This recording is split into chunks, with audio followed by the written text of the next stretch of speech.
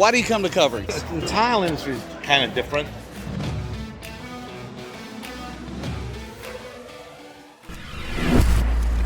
Hanging out at coverings with, as I call him, and he doesn't like the name, the OG of tile education on the internet, Sal de Blasi. Sal, thanks for sitting in with me and doing this spot.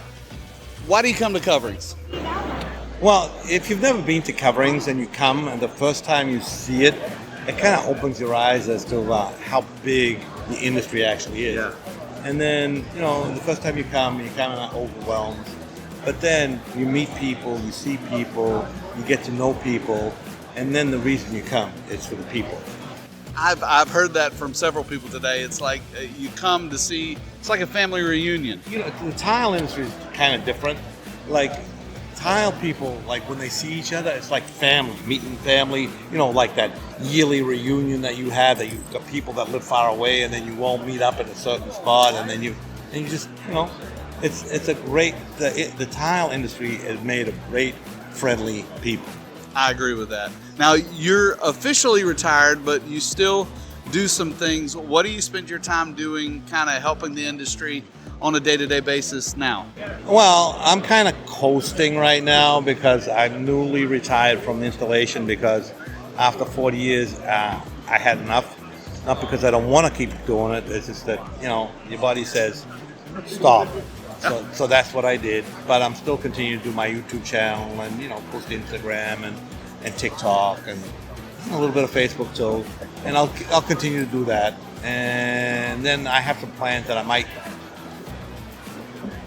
start to do later on, but I haven't made the decision yet. Well, we talked about social media a little bit earlier in our podcast. What's your favorite platform and why? YouTube. YouTube. Because, as far as I see it, Instagram and TikTok is for entertainment. When you go to YouTube and you're trying to figure out how to do something, that's where you're going to find good information.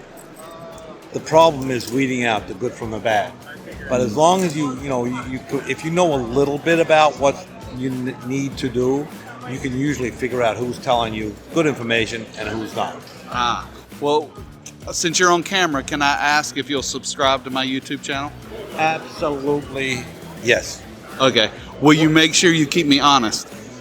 Yeah, I'll do that.